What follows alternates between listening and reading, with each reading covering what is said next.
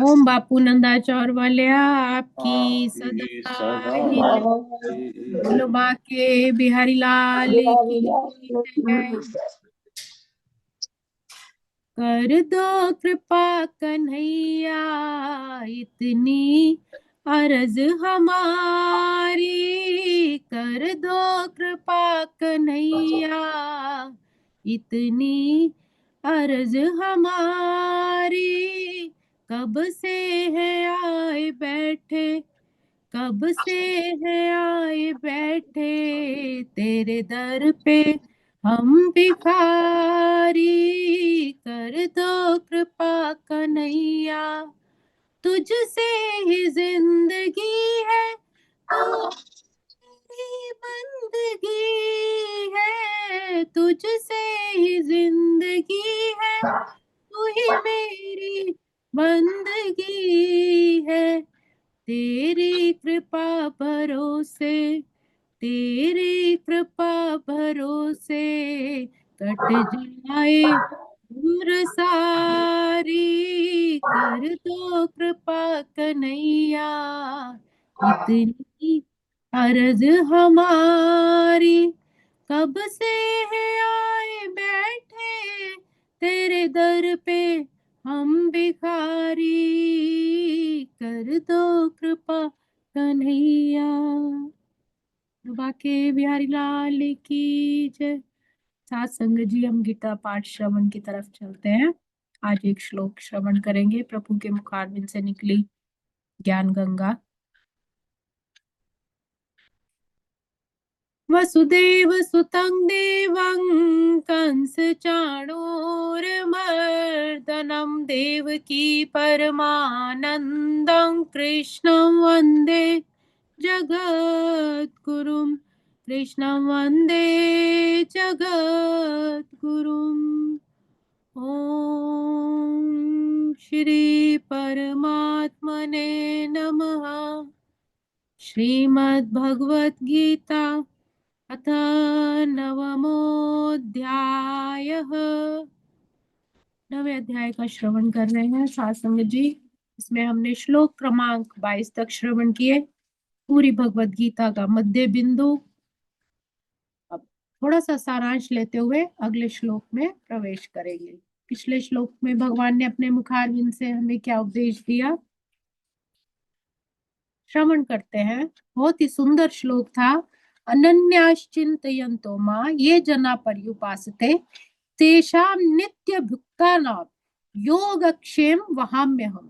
पिछले श्लोक में हमने यह श्रवण किया कि जो लोग अनन्य भाव से, परमात्मा कहते हैं कि मेरे दिव्य स्वरूप का अध्ययन करते, निरंतर मेरी पूजा करते हैं, उनकी जो भी आवश्यकताएं होती हैं उन्हें मैं फिर स्वयं पूरा करता हूँ।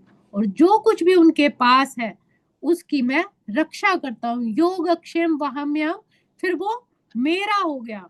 मैं उसका दास बन के रहता हूँ, उसकी इच्छाओं को बिना कहे ही पूरा करता हूँ। उसकी भक्ति में फिर कोई कमी नहीं आने देता।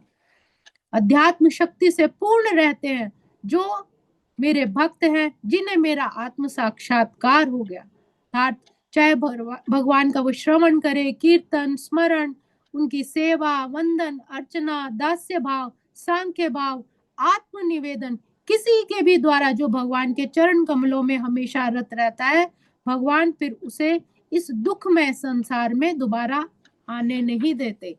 जैसे माँ बिना कहे ही अपने बच्चे के हर सुख दुख की को पहचान जाती है, उसकी इच्छाएं अपने आप स्वयं पूरी कर देती है, उसी तरह परमात्मा भी उसके फिर पूरी उसकी जिंदगी को अपने हाथों में ले लेते हैं। उसे किसी चीज की कभी कोई कमी नहीं आने देते।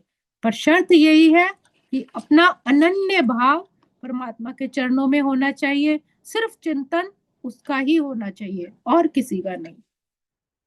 इसी संदर्भ में श्लोक क्रमांक 23 श्रवण करते हैं। ये प्यन्य देवता भक्ता यजन्ते श्रद्धयान्विताः तेऽपि मामेव कौन्तेय यजन्त्य विधिपूर्वकम्। इस श्लोक में प्रभु अपने मुखारविंद से क्या कह रहे हैं कि हे कुंती पुत्र, जो लोग अन्य देवताओं के भक्त हैं और उनकी श्रद्धा पूर्वक पूजा करते हैं, वास्तव में वो भी मेरी ही पूजा करते हैं, किंतु वे यह त्रुटिपूर्ण ढंग से करते हैं। कहने का भाव है कि देवताओं की पूजा करना और उस परम पिता की पूजा अर्चना करना में फर्क है। देवता हो गए जैसे सूर्य देव, अग्नि देव, वायु देव, हम इन्हें भगवान नहीं कहते। भगवान अर्थात भ भूमि, व वायु, ग गगन, अ अग्नि, न नीर, जो इन पंच तत्वों से मिलकर बना है वो भगवान है। वो साकार भी है, वो निराकार भी है, वो जड़ में भी है, वो चेतन में भी है। सभी चीजों में जो समाया, चर अचर, हर वस्तु में जो समाया है वो भगवान है। और जो देव है वो उनके अवयव भाग है। तो भगवान यहाँ कहते हैं कि जो लोग अन्य देवताओं की पूजा में लगे रहते हैं वो अधिक बुद्धिमान नहीं होते, यद्यपि ऐसी पूजा अप्रत्यक्ष मेरी ही होती है। जैसे कोई मनुष्य वृक्ष की जड़ में पानी ना डालकर उसकी पत्तियों और टहनियों में डालता है, तो वह ऐसा इसलिए करता है क्योंकि उसे लगता है कि यही ठीक है, वो नियमों का पालन नहीं करता।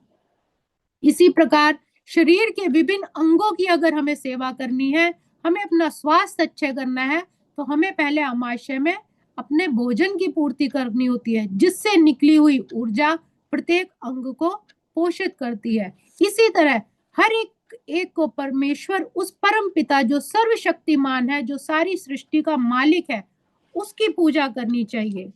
कुछ लोग ये समझते हैं कि देवता तो मेरे से अलग है, बड़ा मानकर उनकी पूजा करते हैं, अपने अपने इष्ट अपने अपने नियमों के अनुसार करते हैं और ऐसा समझकर नित्य निरंतर उन्हीं की सेवा में लगते हैं। इसका अर्थ है कि वो मुझे अलग मानते हैं। वो अज्ञानता के कारण ऐसा करते हैं। वास्तव में सब कुछ परमात्मा का ही है। इसलिए जिस किसी की भी उपासना की जाए, सेवा की जाए, हित किया जाए, इस प्रकार निरंतर भगवान की उपासना करना होता है। अगर किसी की सेवा की जाए कि इसमें परमात्मा का वास है, उपासना की जाए कि ये भी परमात्मा का स्वरूप है, तब वो भक्ति जो है परमात्मा के चरणों में जाती है। जैसे आकाश से बरसा हुआ पानी नदी, नाले, झरना आदि बनकर अंत में समुद्र में ही जाता है, क्योंकि वह जल समुद्र का ही है।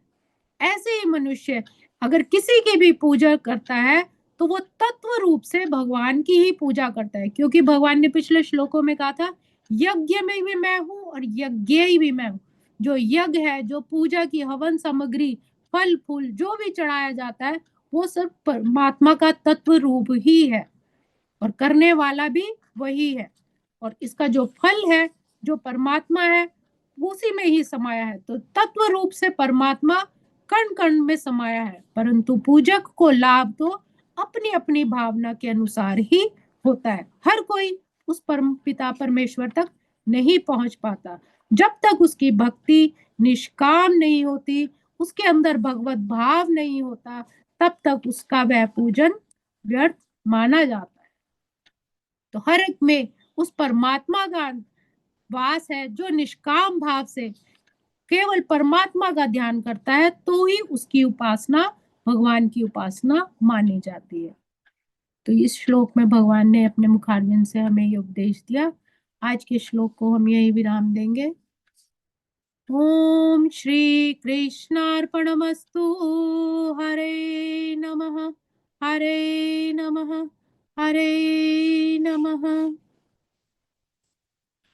मेरे सामने ही रहना जब जान जाए मेरी, मेरे सामने ही रहना जब जान जाए मेरी, मुझे और कुछ न सूझे बस याद आए तेरी, मुझे और कुछ न सूझे बस याद आए तेरी। ये तमन्ना बावरी की, ये तमन्ना बावरी की, पूरी करो बिहारी, कर दो कृपा कन्हैया, इतनी अर्ज हमारी। कब से आए बैठे तेरे दर पे हम भिखारी, कर दो कृपा कन्हैया। बुलवा के बिहारी लाल की जय, श्री सतगुरु महाराज की जय, सब संतन की जय। बहुत श्रीमद् भगवद गीता की जय। धन्यवाद है जी भगवान कृष्ण का, अर्जुन जी का ये गीता ज्ञान सुनने और सुनाने के लिए, देने के लिए, और साथ में आपका भाई जो इतना प्रेम से आप सुनाते हो। हाँ, बहुत सुंदर भजन भी बड़ा सुंदर।